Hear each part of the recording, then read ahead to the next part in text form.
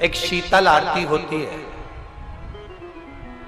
मेरी जीजियों बड़े सावधानी से सुनिएगा, एक शीतल आरती होती है।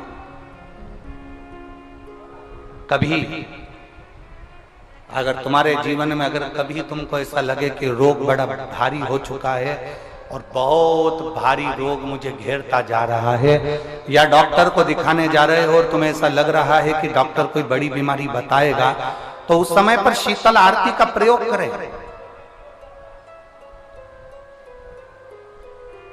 एक पुष्प हाथ की हथेली में रख लीजिए, एक पुष्प हाथ की हथेली में रख लीजिए,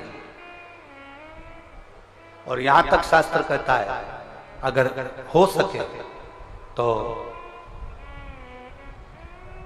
आंकड़े का अगर पुष्प मिल जाए, तुम्हारे यहां क्या बोलते हैं उसको, मंदार का फूल, आंकड़े का फूल, अकौए का फूल, जो शंकर भगवान पे चढ़ता है, छोटा सा होता है, घुंघरू जैसा होता है वो, उसको तुम्हारे यहाँ क्या बोलते हैं हरियाणा में? आंख का ही पुष्प बोलते हैं। आंख का पुष्प मिल जाए तो ज्यादा अच्छा है।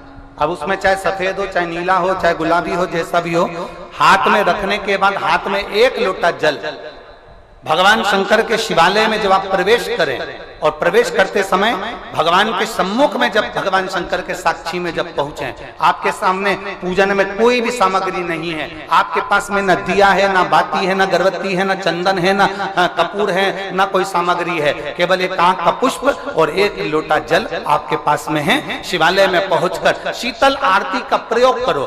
11 बार भगवान शंकर के 11 रुद्रों का स्मरण कर कर जब 11 बार शंकर के शिवलिंग के ऊपर से नीचे तक वो कलश को जब घुमाया जाता है, और घुमाने के बाद वो आंख का जो पुष्प है वो अशोक सुंदरी वाली जगह पर समर्पित कर कर भगवान शंकर को जो जल चढ़ाया जाता है, जो जल समर्पित किया जाता है, डॉक्टर भले तुमसे कह रहा हो कि तुम्हें बड़ी बीमारी के चांस हैं, आप जाकर एक बार चेक कराना, तुम्हें वो बड़ी बीमारी निकलेगी ही नहीं, उस रोग से तुम मुक्त हो। इसको शीतल आरती का प्रयोग किया गया। ये शीतल आरती, इसको शीतल आरती कहा। शिव की प्राप्ति का, एक रोग से मुक्त होने का। अब आपसे कोई कहे कि ये शीतल आरती का प्रयोग सबसे पहले किसने करा, तो आपको ध्यान लगाना है इस प्रयोग को। सोमनाथ जी की कथा का स्मरण करिएगा, सोमेश्वर की कथा का स्मरण करिएगा। आप स्कंद पुराण में, शिव महापुराण में सोमनाथ जी की कथा का स्मरण करिएगा।